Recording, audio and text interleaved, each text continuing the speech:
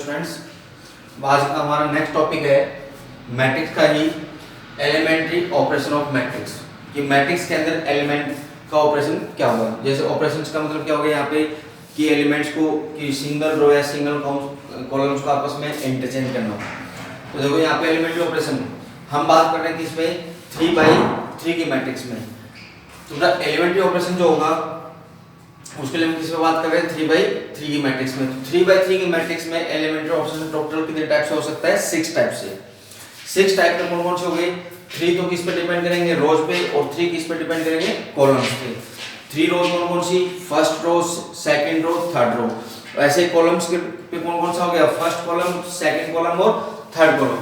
तो इसमें first interchange कौन सा आता है कि हम the interchange of the any two rows और 2 कॉलम्स, या तो कोई भी 2 रोज को या कोई भी 2 कॉलम्स को हम क्या करें आपस में इंटरचेंज कर दें। तो उस इंटरचेंज को किससे डिनोट करेंगे? RI interchange by RJ।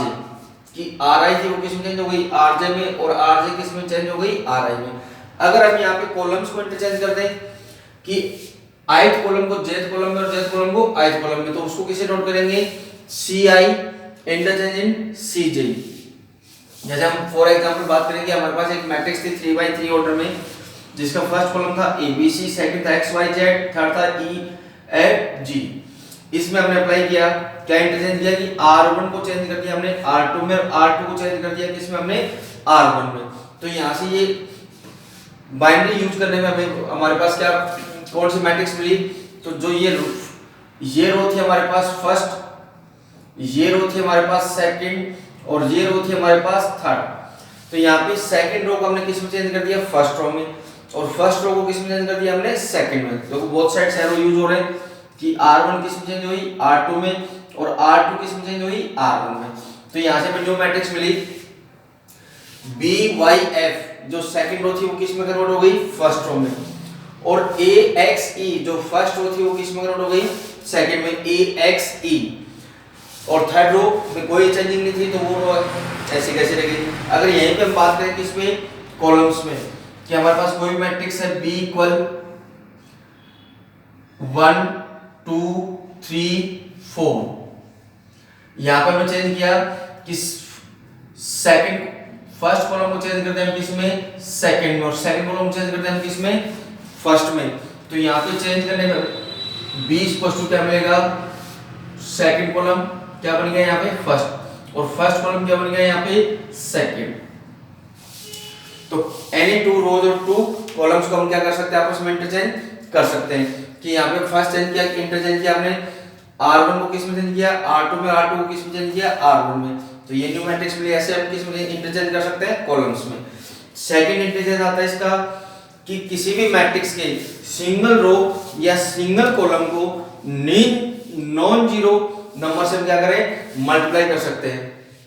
The multiplication of the elements of any row और columns by a non zero number. तो उसको उस बाइनरी को हम किससे डिनोट करेंगे? RI किसको डिनोट कर रहे हैं यहाँ पे? KRI। मतलब किसी भी मैट्रिक्स की सिंगल रो या सिंगल कॉलम को, जैसे यहाँ पे हमने एग्जांपल लिया कि इसकी थर्ड रो को किससे मल्टीप्लाई कर रहे हैं हम? 1/k से। यहाँ पे ये भी बोल सकते हैं कि इस मैट्रिक्स की थर्ड रो को हम किससे डिवाइड कर रहे हैं? k से। तो R1 ये थी, ये हमारे पास R2 है, ये हमारे पास R3 है। तो यहाँ पे हम चेंज किस में कर रहे हैं? R3 में। और R3 में हम क्या चेंज कर रहे हैं कि R3 को हम किससे मल्टीप्लाई कर रहे हैं? 1/k। जो 1/k है वो यहाँ पे क्या है? कांस्टेंट वैल्यू है, लेकिन यहाँ पे k कभी भी क्या नहीं होगा? जीरो नहीं होगा, इज नॉट इक्वल 0। तो यहाँ पे हमने क्या किया? इसकी R3 को किससे मल्टीप्लाई कर रहे हैं? 1/k से। ओनली k से भी मल्टीप्लाई कर सकते हैं, लेकिन हमने यहाँ पे किसको शो करने के लिए किया ये कि डिवाइडेड बाय k। तो यहाँ पे देखो केवल ओनली R3 किससे मल्टीप्लाई हो गया हमारे पास? 1/k से। ऐसे इसमें थर्ड हमारे पास थर्ड ऑपरेशन बनता है। थर्ड ऑपरेशन है कि RI प्लस या माइनस KRJ।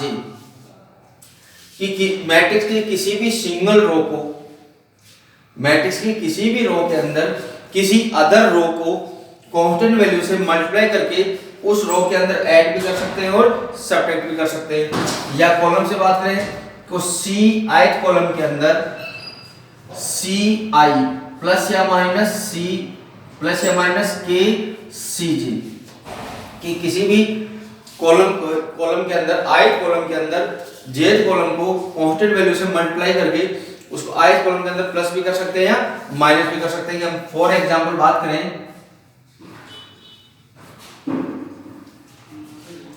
कि A इक्वल मैट्रिक्स गिवन हमारे पास A B C D E F। इसमें हमने बाइनरी यूज किया है, ऑपरेशन यूज किया कि R1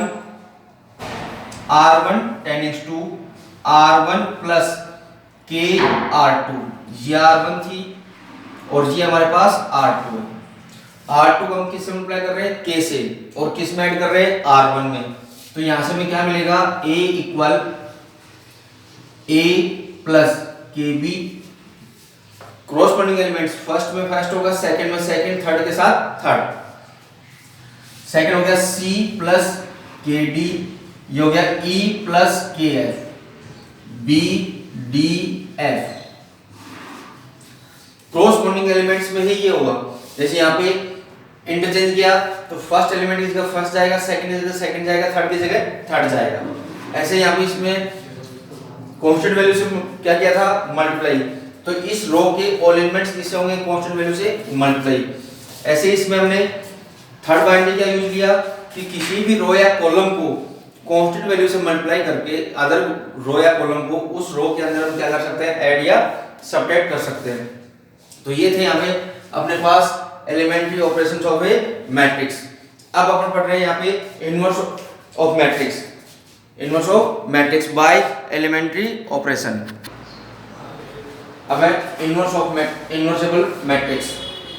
एक मैट्रिक्स इनवर्सेबल कब होगी? If A is a square matrix. कि हमने क्या सपोज किया यहाँ पे A है वो एक स्क्वायर मैट्रिक्स है जिसका ऑर्डर कितना है हमें पास m। m ऑर्डर का मतलब हो गया यहाँ पे कि मैट्रिक्स किस ऑर्डर की है?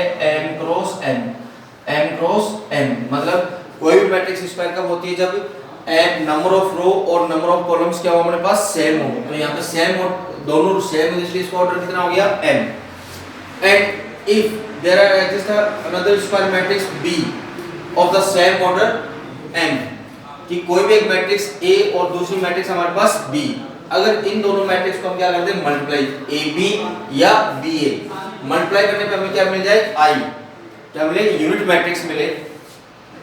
कि A को B से मल्टीप्लाई करने पे या B को A से मल्टीप्लाई करने पे हमें क्या मिलेगी? यूनिट मैट्रिक्स मिलेंगे। तो then B is called the inverse matrix of A। और यहाँ पे A इनवर्स को किससे नोट करेंगे? A की पावर -1। तो that is A is said to be inversible। तो यहाँ पे किसी भी matrix A, square matrix A को अनदर स्क्वायर मैट्रिक्स B, लेकिन दोनों का ऑर्डर क्या होना चाहिए? सेम। सेम ऑर्डर होगा तभी हमारे पास दोनों कंडीशन फाइंड हो सकती हैं। अगर सेम ऑर्डर नहीं होगा तो A तो B से मल्टीप्लाई हो जाएगा, लेकिन वापस B है वो A से मल्टीप्लाई नहीं हो पाएगा। तो दोनों स्क्वायर मैट्रिक्स का ऑर्डर क्या होना चाहिए? सेम।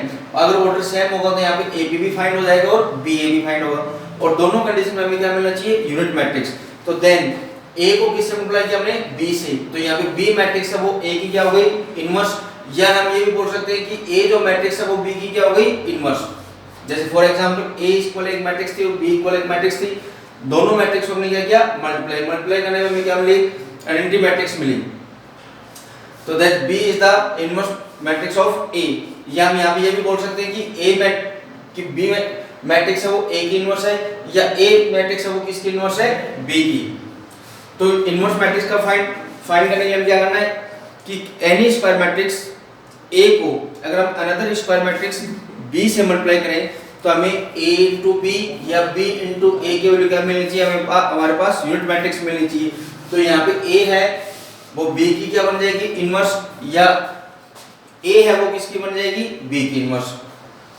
फिर note A rectangular matrix does not a process A inverse matrix. एक रेक्टेंगुलर मैट्रिक्स होगी उसका प्रोसेस हम उसका क्या नहीं फाइंड कर सकते? इनवर्स फाइंड नहीं कर सकते। क्यों नहीं फाइंड कर सकते?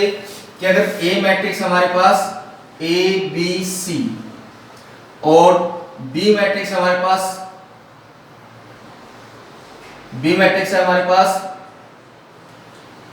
अनदर कोई भी A B C D E F, तो यहाँ पे ए है वो बी से मल्टीप्लाई हो जाएगा, लेकिन वापस बी है वो किससे मल्टीप्लाई नहीं हो पाएगी, ए से, या ए मैट्रिक्स है वो किससे मल्टीप्लाई नहीं हो पा रही यहाँ पे बी से, तो यहाँ पे ए को बी से मल्टीप्लाई हो जाए और बी ए से मल्टीप्लाई हो जाए, उसके लिए दोनों का ऑर्डर क्या होना चाहिए, सेम होना चाहिए, और दोनों सेम ऑर्डर में कौन सी मैट्रिक्स होनी चाहिए हमारे पास, स्क्वायर मैट्रिक्स।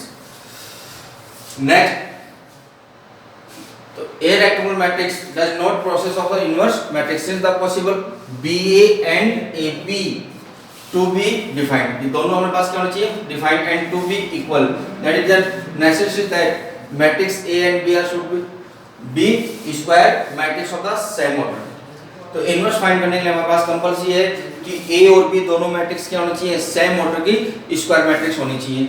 सेकंड है, if B is the inverse of A then A is also the inverse of B, अगर B A की इनवर्स है तो फिक्स है कि A भी B की क्या होगी, इनवर्स होगी।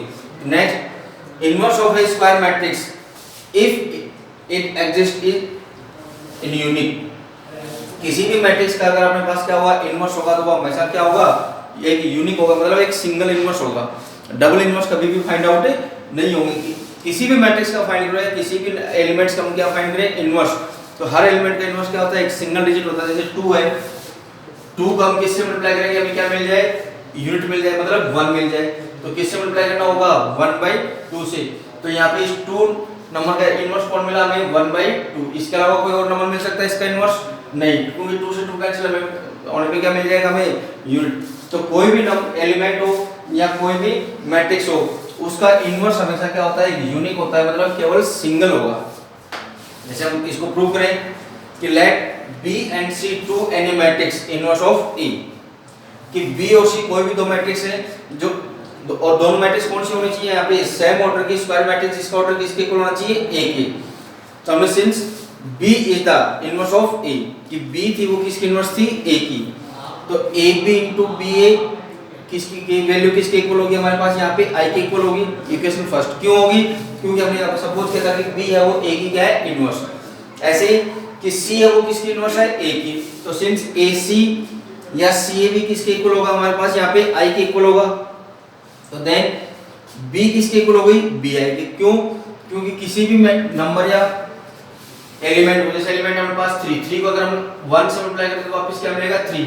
ऐसे किसी भी मैट्रिक्स A को अगर मल्टीप्लाई करते हैं हम किससे, यूनिट से, और यूनिट का मतलब यहाँ पे क्या था, आइडेंटिटी मैट्रिक्स या यूनिट मैट्रिक्स को मल्टीप्लाई करते तो वापस क्या मिलेगा, A। तो यहाँ पे हमने B मैट्रिक्स को किससे मल्टीप्लाई कर दिया, I से। B मैट्रिक्स को किससे मल्टीप्लाई कर दिया, I से। तो B, अब बाय इक्वेशन सेकंड I की वैल्यू क्या थी हमारे पास, AC, तो I की वैल्यू पुट कर दी हमने AC, I की वैल्यू क्या थी हमारे पास, AC। अब B को मल्टीप्लाई कर दिया, बन गया BA into C। अब BA की वैल्यू वापस हमारे पास क्या है, I, तो ये वापस किस में कन्वर्ट हो गया, I में, तो I into C वापस क्या मिला, C। तो किसी भी मैट्रिक्स का इनवर्स, जैसे अगर यहाँ पे इनवर्स हमारे पास B था, या अगर इनवर्स क्या था हमारे पास C, तो किस कोई भी मैट्रिक्स हो उसका इनवर्स हमेशा क्या होगा हमारे पास, क्या होगा, एक यूनिक होगा, यानी एक सिंगल मैट्रिक्स ही उसका क्या होती है, इनवर्स। तो कोई भी एलिमेंट हो, कोई भी नंबर हो या कोई भी फंक्शन हो, तो उसका इनवर्स हमेशा क्या होता है हमारे पास, एक यूनिक होता है। ऐसे इसमें नेक्स्ट है फोर्थ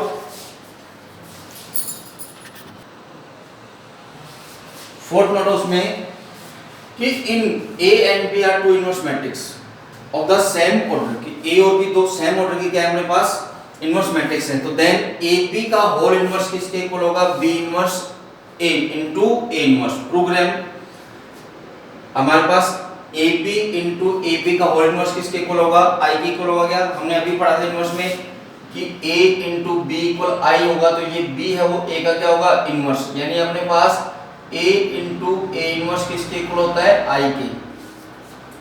तो AB into AB का होल इनवर्स किसके इक्वल हो गया, I के। तो इसको प्रूव करने के लिए हमने क्या किया, both sides multiply by A inverse. A inverse से मल्टीप्लाई किया इसको हमने बोथ साइड्स, तो A इनवर्स AB, AB का whole inverse equal I inverse A।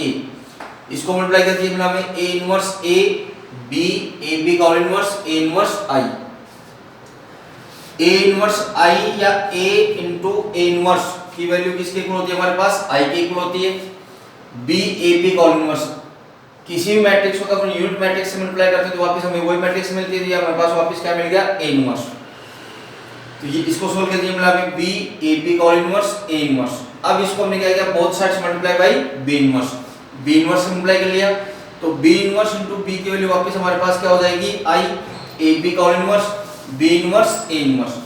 किसी भी मैट्रिक्स को अगर अपन यूनिट मैट्रिक्स से मल्टीप्लाई करते हैं तो हमें क्या मिला, ए बी का होल इनवर्स, तो इक्वल मिला हमें बी इनवर्स ए इनवर्स।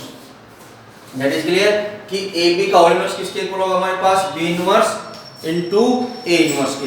अब हम इस पे इनवर्स पे कुछ एग्जांपल्स, अब हम एग्जांपल देखते हैं कि फाइंड द इनवर्स ऑफ ए, कि एक मैट्रिक्स गिवन है जिसका हमें क्या फाइंड करना है, इनवर्स फाइंड करना है, किससे, बाय एलिमेंट्री ऑपरेशंस, कि ए फाइंड इनवर्स ऑफ ए। तो हम पहले फाइंड कर रहे हैं बाय रो।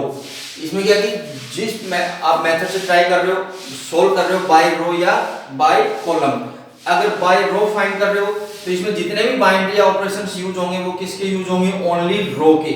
और अगर आप बाय कॉलम्स फाइंड कर रहे हो तो जितने भी ऑपरेशंस यूज होंगे वो किस पे यूज होंगे, ओनली कॉलम्स पे। तो हम पहले बात करते हैं किस पे, रो पे। तो रो पे फाइंड करने के लिए हमारे को ऑपरेशन किस फॉर्म में यूज लेना है, a equals to I A, a equals to I A, क्योंकि i को अगर a से मल्टीप्लाई करें तो a मिलेगा, इसका मतलब बोथ साइड्स वैल्यू क्या अपने पास इक्वल है। तो a की वैल्यू पुट करी हमने, i की वैल्यू पुट करी, इनटू में क्या रह गया हमारे पास a। अब हमें बाइनरी ऑपरेशंस को यूज करते हुए इस मैट्रिक्स को किस में कन्वर्ट करना है, i में कन्वर्ट करना है। a को किस में कन्वर्ट करना है, हमारे को i में। तो i में कन्वर्ट करने के लिए हम अगर बाय रो सोल्व कर रहे हैं, अगर 2 by 2 की मैट्रिक्स है तो यहाँ पे फर्स्ट ये एलिमेंट क्या बनना चाहिए, 0, उसके बाद सॉरी 1। 2 by 2 में अगर है तो सबसे पहले ये एलिमेंट क्या बनना चाहिए, 1, उसके बाद ये एलिमेंट क्या बनना चाहिए, 0, उसके बाद ये एलिमेंट क्या बनना चाहिए हमारे पास 1, और उसके बाद ये एलिमेंट हमारे पास क्या बनना चाहिए, 0। यानी 2 by 2 की मैट्रिक्स को अगर अपन बाय रो सोल्व करते हैं तो हमारे पास किस शेप में सोल्व हो रहा है, ये यू शेप में क्या होगा, सोल्व होगा।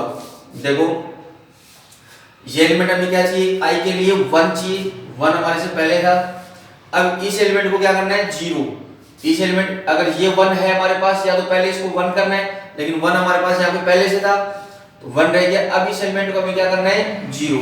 इस एलिमेंट को 0 करने के लिए हमने बाइनरी यूज लिया कि फर्स्ट रो को 2 से मल्टीप्लाई करके सेकंड रो में क्या करते हैं, माइनस, तो 2 माइनस 2 क्या हो जाएगा, 0। तो हमने बाइनरी यूज लिया R2 में, क्या यूज लिया, R2 माइनस 2R1, कि फर्स्ट रो को 2 से मल्टीप्लाई करके किस में माइनस कर दें, सेकंड रो में से। तो फर्स्ट रो में कोई चेंजिंग नहीं था, चेंजिंग ओनली किस में है हमारे पास, सेकंड रो में। ओनली किस में चेंजिंग कर रहे हैं, बाइनरी यूज कर रहे हैं अपन सेकंड रो में। जिस रो में बाइनरी यूज होगा वही रो यहाँ पे पहले यूज होगी। अगर यहाँ पे अगर हम ये लिखते हैं कि R2 टेंडिंग्स to 2R1 minus R2 तो वो रॉन्ग हो जाएगा। यहाँ पे हमने कहना है जिस रो में बाइनरी यूज कर रहे हैं वही रो क्या होगी, यहाँ पे पहले यूज होगी। तो सेकंड रो में से हमने किसको माइनस कर रहे हैं, फर्स्ट रो को 2 से मल्टीप्लाई करके। तो फर्स्ट रो में कोई चेंजिंग नहीं है, सेकंड रो तो ये हो गया 2 माइनस 2 0, 2 से मल्टीप्लाई क्या हो गया 4, 4 को माइनस किया -1 में हो गया -5। जो चेंजिंग लेफ्ट हैंड साइड में हुई है वही चेंजिंग राइट हैंड साइड की किस में होगी, i में होगी। तो फर्स्ट रो में कोई चेंजिंग नहीं की थी हमने, चेंजिंग किस में हुई थी, R2 में। इसको हमने 2 से मल्टीप्लाई किया, मल्टीप्लाई करके माइनस करके मिला -2, ये मिलेगा हमें 1। इनटू में कौन था, e। फर्स्ट स्टेप समझाई। सेकंड स्टेप में अब इस एलिमेंट को हमें क्या करना है, 1। इस एलिमेंट को क्या बनाना है, 1। इसको 1 करने के लिए यहाँ पे कितना था हमारे पास, -5। अगर -5 को -5 से क्या करते हैं, डिवाइड करते हैं, तो ये कितना हो जाएगा, 1। तो अब आपने यहाँ पे बाइनरी यूज लिया कि R2 को हम किससे डिवाइड करते हैं या किससे मल्टीप्लाई करते हैं, -1/5 से। कि सेकंड रो को किससे मल्टीप्लाई करते हैं, -1/5 से। तो फर्स्ट रो में कोई चेंजिंग नहीं है, सेकंड रो में क्या चेंजिंग था, किससे डिवाइड करना था, -5 से। तो 0 इसको डिवाइड कर दिया, हो गया 1। वही चेंजिंग अपने को इसमें करना है। तो फर्स्ट रो में कोई चेंजिंग नहीं है, सेकंड रो किससे डिवाइड हो रही थी, -5 से। तो ये मिला हमें 2, ये मिला हमें -2/5। थोड़ा माइनस नहीं आएगा यहाँ पे, क्योंकि माइनस माइनस क्या हो जाएगा प्लस, और ये मिला हमें 1/5, ये किसका मिलेगा हमें, माइनस का मिलेगा, ये किसका मिलेगा हमें, माइनस का। अब नेक्स्ट ये एलिमेंट 1 हो गया, अब हमें ये एलिमेंट क्या करना है, 0, ये एलिमेंट क्या करना है हमें, 0। इसको 0 करने के लिए इसको अगर 2 से मल्टीप्लाई करके इसमें क्या करते हैं हम, माइनस, सेकंड रो को 2 से मल्टीप्लाई करके फर्स्ट में क्या करते हैं, माइनस। तो फर्स्ट रो में चेंजिंग हो रहा है, क्या चेंजिंग हो रहा है फर्स्ट रो में, कि फर्स्ट रो में से माइनस कर रहे हैं सेकंड रो को क्या करके 2 से मल्टीप्लाई करके, तो फर्स्ट रो को 2 से मल्टीप्लाई करके क्या कर रहे हैं, माइनस। तो 0 × 2 0, 0 को 1 में से माइनस किया तो 1, ये कितना हो जाएगा हमारे पास 2, 2 को 2 में से माइनस किया तो 0। सेकंड रो में कोई चेंजिंग नहीं थी, 2 से मल्टीप्लाई करके हो जाएगा 4/5, 4/5 को माइनस करें किस में, 1 में से, तो हमें कितना मिलेगा 1/5, ये हो जाएगा माइनस का 2/5, माइनस का 2/5, तो ये हमें मिलेगा यहाँ पे कितना, क्या कर रहे हैं माइनस, तो ये हो जाएगा टोटल कितना हो जाएगा हमारे पास, माइनस का 1/5 माइनस का 1/5, इसको अगर हम यहाँ पे माइनस करें तो ये हमें मिलेगा यहाँ पे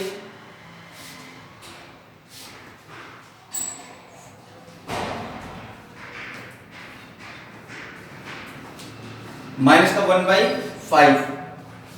अब ये रो हमारे पास किस में कन्वर्ट हो गई, आई में, ये रो किस में कन्वर्ट हो गई, आई में, तो ये आई, ये एज इट इज है इनटू ए।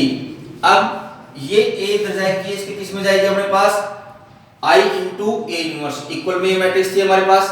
अब आई को ए इनवर्स से अगर हम मल्टीप्लाई करेंगे तो आई यानी यूनिट मैट्रिक्स से किसी को मल्टीप्लाई कोई मिलेगी, तो इक्वल में मिला क्या फाइंड हो गया, ए इनवर्स। तो जब बाय रो अगर हम क्या फाइंड करते हैं, इनवर्स फाइंड करते हैं, तो हमें एलिमेंट किस शेप में फाइंड करते हुए चलना है, यू शेप में। सबसे पहले ये एलिमेंट फाइंड करना है कितना, 1, फिर ये एलिमेंट फाइंड करना है कितना, 0, फिर ये एलिमेंट फाइंड करना है कितना, 1, फिर ये एलिमेंट फाइंड करना है क्या, 0। अगर हम किससे देखें, बाय कॉलम, अगर कॉलम से करेंगे तो इसको हम किस फॉर्म में लेंगे, a इक्वल ए आई, ए की वैल्यू पुट करी, a into I, first binary हमने यूज में लिया। इसको सोल्व करने के लिए हम किस तरह के चलते हैं, 2/2 की ऑर्डर में थी, तो सबसे पहले ये एलिमेंट फाइंड करना है 1, फिर ये 0, फिर ये 1, फिर ये 0, इसमें इस शेप से फाइंड करके लाना आपको, पहले इधर जाना है, फिर इधर, फिर इधर। पहले बाइनरी यूज लिया C2 tending to C2 - 2 C1, इसको क्या करना था हमारे को, क्या करना था, 0, तो फर्स्ट कॉलम को 2 से मल्टीप्लाई करके इसमें क्या कर दिया, माइनस, 0 मिल गया। जो बाइनरी इसमें यूज हुआ वही बाइनरी इसमें यूज करना है आपको। फिर इसको क्या करना है हमारे को, 1, इसको 1 करने के लिए -5 से हमने क्या कर दिया, इसको डिवाइड, -5 से डिवाइड किया तो ये -5 से डिवाइड करेंगे हम, किसे डिवाइड किया, -5 से।